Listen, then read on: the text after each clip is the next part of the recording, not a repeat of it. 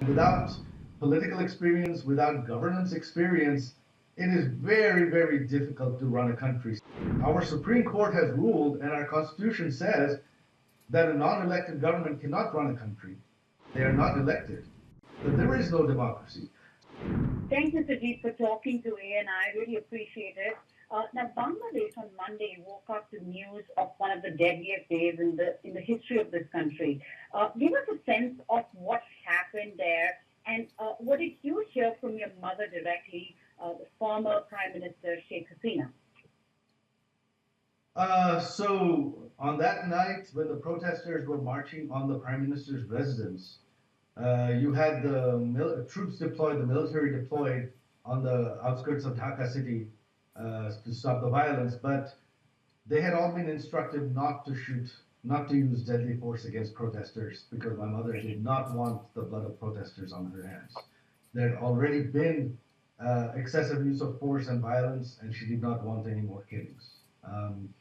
Her government never wanted to use force. Her government never authorized the use of force. The violence was incited by some other groups chanting, "We are Rajakars" in the middle of the night at Dhaka University. That's the equivalent of marching in the middle of Jerusalem chanting, "We are Nazis, we are Nazis." That enraged our students who then attacked the protesters. The police got involved, tried to stop it. Some police members used excessive force. Our government had already formed a judicial committee to investigate those deaths. We had suspended the police officers. We had immediately instructed our student wing, Chhatra League, to refrain from violence, and the violence had stopped. But when they were marching on, and at that point, when they were marching, when they announced that they were going to march on the prime minister's residence and they wanted the resignation of this government, my mother's, the prime minister's special security force and the prime minister's guards, they were fully prepared to defend Gonbhavan, the prime minister's residence. But my mother said, if you do that, hundreds, if not thousands of demonstrators will die. So she did not want them, she did not want bloodshed. So instead, they took her to a secure location, and then our Air Force base. At that point, my mother told my aunt, "You get on the helicopter. I'm going to stay here." My aunt called me immediately, and I persuaded my mother to leave the country. Sure. What can you tell us something about that conversation? Between a mother and a son. At a situation which had turned so hostile. The conversation was brief. What I told her is, "No, you cannot stay." She said, "No, I don't. I'm not leaving my country." I said, "Look, this is a mob now. This is not. These aren't protesters. They are armed. They've already been killing police. They've been attacking police with firearms. So at this point, if they find you, they're going to kill you, and we do not want that. If you don't want your security forces, if you don't want your special security force to defend you and shoot back, then they're going to kill you. You have to leave the country. We have to keep you safe." Right. Now, many supporters of your mother have blamed the West for all that unfolded in Bangladesh, over this whole week. Many see a U.S. hand behind this coup, as your mother had a troubled relationship with the U.S. of sorts in the past few years. Now, even the Russians said that the United States used its resources to overthrow your mother's administration. I'd like to get your perspective. What is your sense of this whole situation and where the U.S. stands in this whole plot? Well, I mean, was the U.S. directly involved? I don't know. I have no evidence. But if you look at the situation, the protests, you see, the protests were incited and inflamed every step of the way. When the protests first started, they were peaceful. Our police were guarding them. And the protest wasn't against the government action. Our government had reduced quotas years ago when there were the first round of protests against quotas. The quotas were reinstated by the courts due to a case. And our government had filed an appeal against that. That means our government had already was fighting the quotas, and it was going to fight the quotas in the Supreme Court. We were just waiting for the Supreme Court to hear it. So, and then at that point, someone took a statement of my mother and twisted it online and spread it tremendously online, which is she had said that we don't want families of Rajakars getting government jobs. Now, they twisted that into my mother calling the protesters Rajakars, which she never did. So clearly, some agency was very, very active online in using social media to inflame the situation. Then, on the night of July 15th, when our government had appealed to the Supreme Court, when our government had announced that we want the quotas to be rescinded, then someone started marching at Dhaka University in the middle of the night, chanting, "We are Rajakar, we are Rajakar." To understand that, that would be of someone marching in Jerusalem in the middle of the night, chanting, "We are Nazis, we are Nazis." This inflamed our student activists. Our student activists attacked the protesters. The police stepped in to try to stop the violence. Some police members used excessive force. Our government immediately told our student activists, our Bangladesh Chhatra League, to back down, not to fight, and the violence was stopped. We formed a judicial commission, a 3-member judicial commission to investigate the deaths, and we suspended all the police officers that used excessive force. So our government did everything to quell the violence. The violence was never ordered by our government. The violence was instigated by some unknown party, specifically in the middle of the night, chanting, "We are Rajakar, we are Rajakar." This was done deliberately. And then, that didn't stop there. Then the protesters started attacking the police, and they didn't just attack, they were armed with firearms. Now, where did these protesters get firearms? You can only a foreign intelligence service can supply firearms in a country.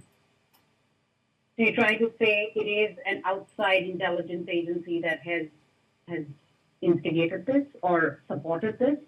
I am that it has instigated it and supported it. I am convinced. Yes. So you don't have evidence that the U.S. did it, but you definitely think that it is something from the Western side. Well, I don't know if it's the Western side, but if you look who these protesters have selected, Dr. Yunus, he's a darling of the West. They've been championing him. They've been trying to get him into politics for decades now. So who else? I mean, if the West, and they were the first to congratulate his government and support it. So I think they're making it quite obvious that they probably had some involvement in this whole matter. Right. So now, your mother publicly did talk about foreign involvement in the past in Bangladesh. Did she privately discuss with you about foreign elements wanting to probably carve out a Christian state or suppress the minorities there? I mean, no, that has not been the discussion at all. We're more concerned about the immediate situation. I don't think it's to carve out a minority state. I don't think that is something that we've ever thought was the goal in Bangladesh. I've always said that they have tried, especially the U.S. has always wanted a weak government that they can control, and that has always been the case. Right. Has the U.S. revoked Madam Hasina's visa? Is she applying for asylum? Did she apply for asylum there? I mean, your conversations with her when she was getting onto that chopper, or when she didn't want to get on and you forced her, did you ask her to come here to the U.S.? So what's the status of her visa? No, no one has revoked her visa. She has not applied for political asylum anywhere. Those are all rumors. Okay, they're all rumors. You can confirm that. Right. Okay. Now, did she have any intel about the coup from elsewhere, or her supporters within your intelligence agencies? And at what point do you think that she misread the street protest? Did she misread it, or you think that she just didn't want to open up? No, I don't think she misread it. The problem was what we didn't expect was someone constantly inciting the protest. That we did whatever we could to. We met all the protesters' demands. Our government met all the protesters' demands. Tried to stop the violence immediately when it started. But clearly, somebody kept inciting it, and that was something that was unexpected. And especially the protesters being armed. The protesters being with firearms was the most shocking thing. That was completely unexpected. Right. And Now, here India has. I'm looking at a Bangladeshi newspaper. Well, 232 people at least. The newspapers are reporting at least 232 have been killed since my mother left the country. So that is after. More people have died since she left the country than in the first days of the protests. Mm-hmm. Now, India has been a strong partner of Bangladesh historically. We've witnessed that, over the years, and the last decade has been really strong. Was Madam Hasina warned by the Indian government about the coup attempt? I don't know. I really don't know about that. I wasn't part of those conversations, so I cannot comment. All right. Now that the interim government is in place, and we've seen the U.S. Welcoming UNICEF's, government, interim government, what are your views on this government and the caretaker of this government?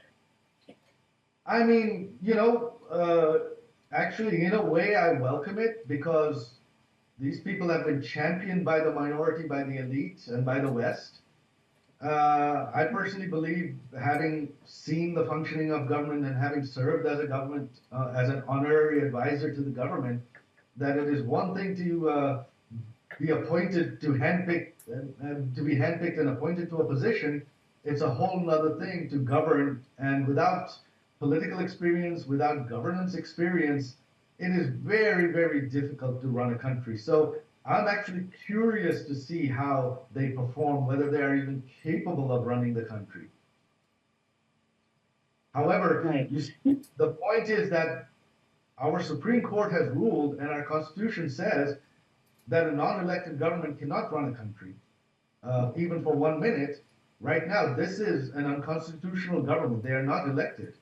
So there is no democracy in Bangladesh today. So they are talking about democracy, but there is no democracy. So what do you have to do if you want to have democracy? You have to have elections. And our Constitution is very clear on this provision that from the day Parliament is dissolved, new elections have to be held within 90 days. There is no way around it. No, there is no such thing as an interim government in the Constitution which can stay in power beyond 90 days. That does not exist. So I believe that this government's priority should be to hold elections as soon as possible. And definitely it has to be held within 90 days. Right.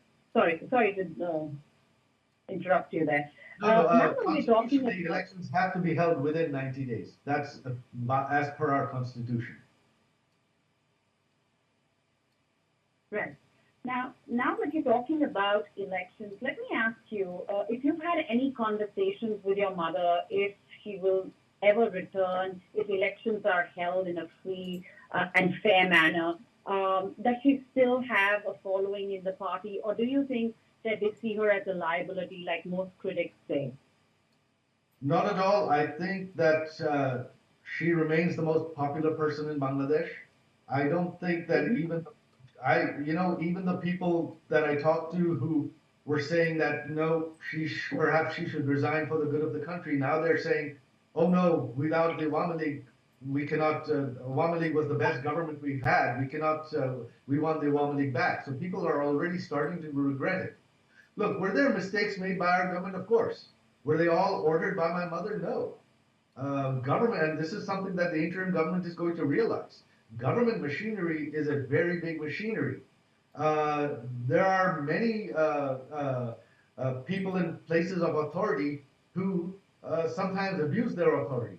Our job should be to bring them to justice. I have personally believed that whatever has to be done by the book, according to the law, according to the Constitution. If there are people in our government that violated the law, that did illegal things, they should be brought to justice. There were, during our government's term, members of our elite police force, the Rapid Action Battalion, One officer who was the son-in-law of a sitting minister of our government, he was convicted of extrajudicial killings and sent to prison. This is a son-in-law of our own minister that we sent to prison. So, by all means, if there are people in our government that did illegal things, they should be brought to justice. But you cannot blame my mother for all of it. Government is a very, very big machine. Okay.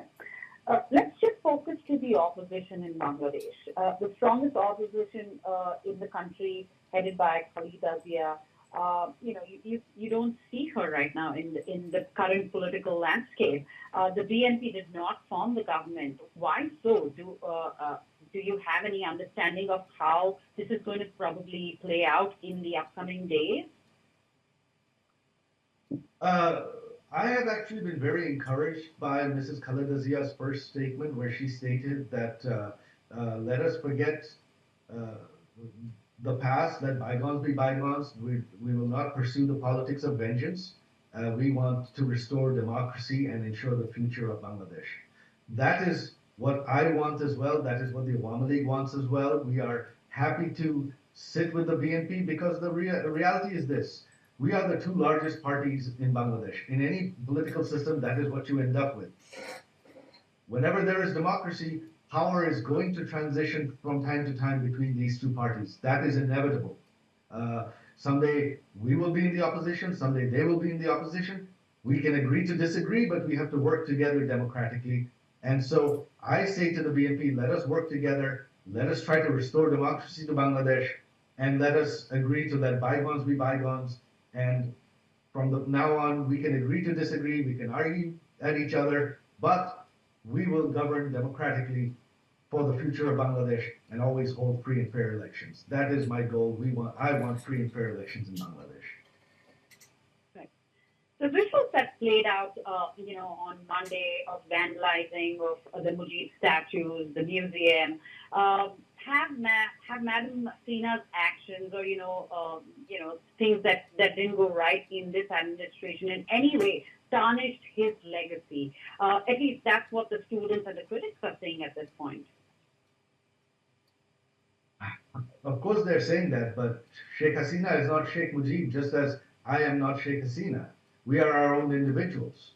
So my grandfather's legacy is unblemished. He led the independence. You cannot deny that. And even the killers of 1975 who murdered my entire family, they did not desecrate his home the way these mob, I wouldn't call them protesters, I would call them a mob. Because if you believe in democracy, if you're talking about tarnishing legacy, what have they done? They have been killing and burning and looting. These are the people that are claimed to be democratic. They're criticizing my mother's legacy. This is worse than the pot calling the kettle black. You are nothing but a mob. You are desecrating everything. You are killing people blatantly. So if you want to have justice for the killings of July 15, there have to be justice for the killings now as well. So there should be trials for everybody, for both sides. Let us have that in Bangladesh. Let us have justice. Let us have trials for all of the killing in Bangladesh, not just on one side, but from both sides, and for all the civilians that have been killed, for the minorities that have been killed, for our leaders that have been killed. Let us have justice for all of this. I welcome it. Right. Ever since Bangladesh got its independence, it was all about Joy Bangla, which is now being replaced by Bismillah Bangladesh. Some are saying that the secular nature of this government, interim government, is gone. Do you agree? Well, I think you have answered your own question. I mean, Bismillah Bangladesh, I have never heard that before. That is not our slogan. I don't think the people of our country will accept that. So, and yes, clearly they're showing that they're not secular at all. They claim to be secular, but if they're saying Bismillah Bangladesh from Joy Bangladesh, Joy Bangla, then that is not secular at all. Give us a sense of the situation of the minorities, especially the Hindus in Bangladesh. Your friends, people who you have known for so many years. Do you have any personal accounts that you can share with us? Do you think that the secular fabric of this country, of your country, is completely wiped off at this point?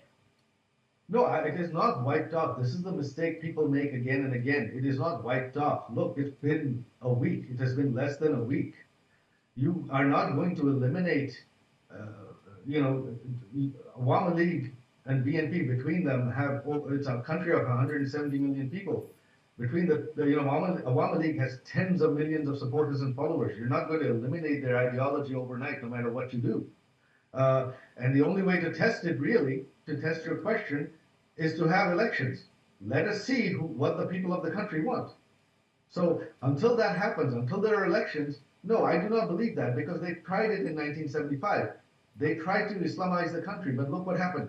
The Awami League was voted back, people voted for secularism, and we had secularism for 15 years again. 20 years total if you count my mother's first term. So just because of the chaos of 1 week, you cannot say that the secular nature of the country has disappeared. But I will say this: if the Awami League is elected back to power, which I believe if elections were held in the near future, the Awami League will be, we will restore the secular nature of the country. That we have proven we have done it for 15 years, and we will do so again. What is your message to the government of India, and what are your expectations, as being Bangladesh's strongest supporter in the region? My message to the government of India, first of all, is my personal gratitude to Prime Minister Modi for his government's quick action in saving my mother's life. That is, I am eternally grateful to. My second message is that India needs to take a leadership role in the world, not let other foreign powers dictate the situation, because this is India's neighborhood. This is India's eastern side.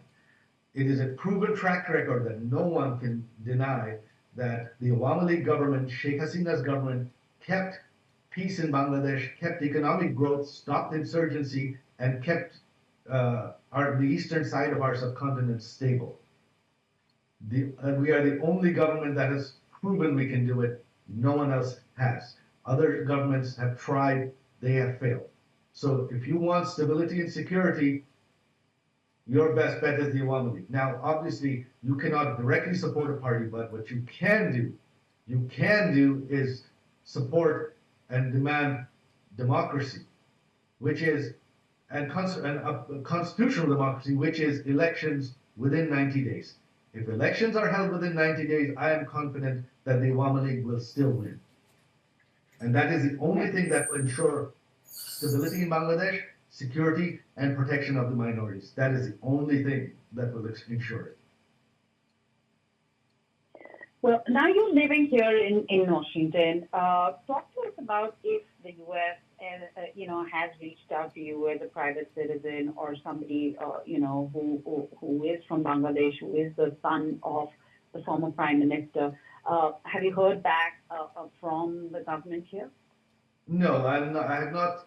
I stopped being involved in politics many years ago, and so I have not been in touch with anyone, and no one's been in touch with me. I am now just talking to our party people as well as the media, because it is ultimately the people of Bangladesh that will decide. I know Dr. Yunus is the US's darling, but he does not have the people's mandate. I have far more followers than he does in Bangladesh. So I believe in democracy. I have no political ambition. I never have. I don't wish to be prime minister, but it will be up to my party to decide who they want to lead them. But my job, my goal, my personal goal is to restore democracy in Bangladesh. That is my only goal. All right. My last question, could you share your latest conversation with your mother about, what she plans to do in the days ahead? Seeking asylum, which country is she looking at?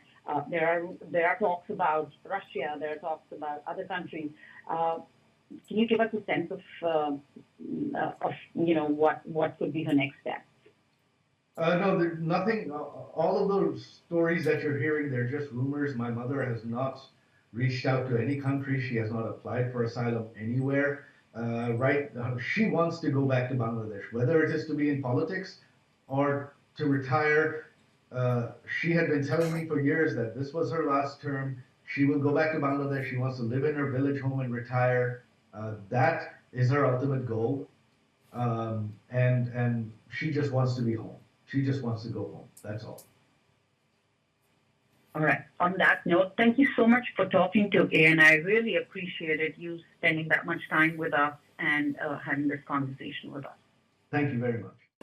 If you like this video, then like, share and subscribe to ET Now.